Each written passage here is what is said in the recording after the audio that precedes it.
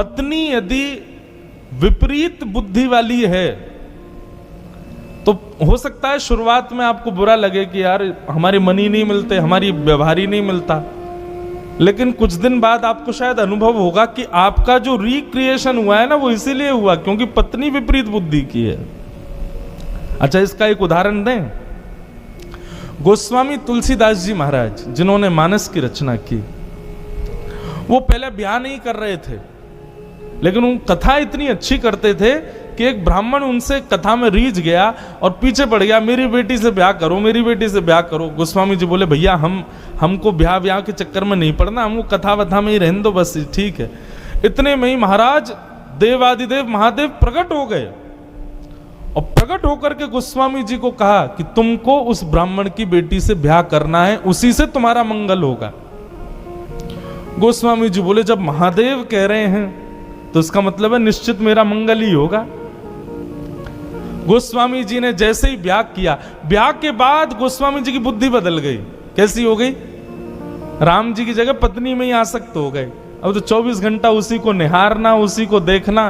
कथा कहीं होती तो बस यूं रहता कब पूरी हो मैं जाऊं और अपनी पत्नी से मिलूं।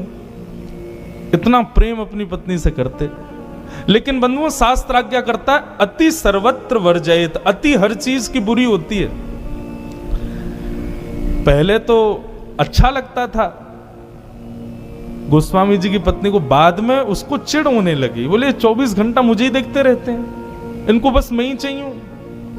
एक दिन छोड़ छाड़ के मायके चली गई। रात्रि में सोए थे गोस्वामी जी, उठ करके देखा तो देखा पत्नी है नहीं। व्याकुल हो गए, विरह कातर हो गए, रोने लगे, कहां चली गई। ढूंढते ढूंढते ढूंढते समझ गए जरूर मायके गई होगी अपने।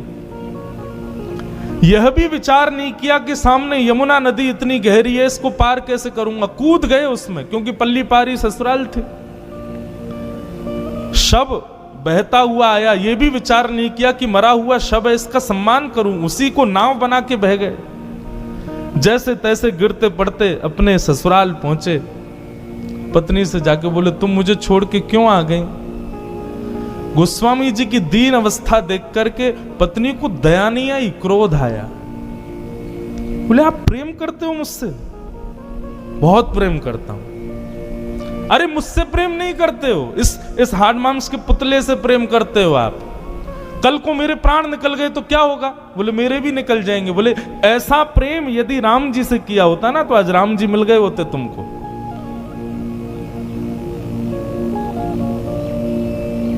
जब दुत्कारा पत्नी ने, गोस्वामी जी के नेत्र एक क्षण के लिए बंद हो गए। उन्होंने अपनी संपूर्ण स्थिति को देखा। सारा शरीर अस्त व्यस्त हो गया, शरीर से दुर्गंध शव की आ रही है, कांटे लगे हैं पैरों में। ऐसी दीन अवस्था एक साधारण सी कन्या के लिए मेरी, और वह भी मेरे सामने खड़े होकर मुझे ही डांट रही है। निश्चित है कि यह अवस्था यदि राम जी के लिए हुई होती, इतना व्याकुल, इतनी तड़प राम जी से मिलने के लिए हुई होती, तो निश्चित राम जी मिल गए होते। और बस उसी क्षण गोस्वामी जी निकल गए और चित्रकूट के घाट पर भई संतन की भीड़, तुलसीदास चंदन घिसे तिलक करें रघुवीर। राम जी से मिले। अब यहां पर प्रश्न यह उठता है कि महादेव ने प्रकट होकर क्यों कहा कि तुम ब्याह करो। हम लोग जन्म पत्री मिलवाते हैं, ब्राह्मणों से पूछते हैं कि भाई लाला हमारे बेटा के लिए, बेटी के लिए अच्छा वर वधू होना चाहिए। आप निश्चित एक बात मानिएगा, जन्म पत्री के बाद बेटी लड़का लड़की की बनेगी और उनका जीवन अच्छा चलेगा तो समझो ये सामान्य बात है। लेकिन लड़की के घर आते ही उसकी विपरीत बुद्धि से पति का यदि रिक्रिएशन हो गया, उसकी बुद्धि शायद और कहीं लग जाए, किसी और भाव में आ जाए, तो निश्चित समझना ये संबंध उसी भाव से हुआ है जिस भाव से गोस्वामी जी का हुआ। महादेव ने क्यों कहा कि तुम ब्याह करो? क्योंकि महादेव जानते थे जब तक पत्नी की डांट नहीं पड़ेगी तब तक ये राम जी से मिलने के लिए लालायित होगा ही नहीं। इसलिए महादेव प्रकट हुए। एक गांव में एक तत्ववेत्ता रहता था, तत्व चिंतक। उनकी पत्नी बड़ी खतरनाक थी, मारती थी उनको, गांव के सामने पीट देती थी कभी कभी तो, लेकिन वो तत्ववेत्ता थे, सब उनका सम्मान करते थे। एक गांव का बालक, उसका पूरा परिवार उसके पीछे पड़ा था, ब्याह कर लो, ब्याह कर लो, ब्याह कर लो। तो उसने बहुत मना किया। अंत में जाके उसने कहा कि ऐसा क्या बहाना लगाऊं कि मेरा ब्याह ही ना हो। तो उसने कह दिया, यदि वो तत्ववेत्ता बोल देंगे कि ब्याह कर लो तो मैं कर लूंगा, क्योंकि उसको लगा वो कभी नहीं बोल सकते। उनकी पत्नी इतनी खतरनाक है, वो सबको यही राय देंगे कि भाई तुम भी ब्याह मत करो। गांव के सब लोग गए तत्ववेत्ता के पास, जाके बोले हमारा बेटा ब्याह नहीं कर रहा, कह रहा आप कहोगे तो करूंगा।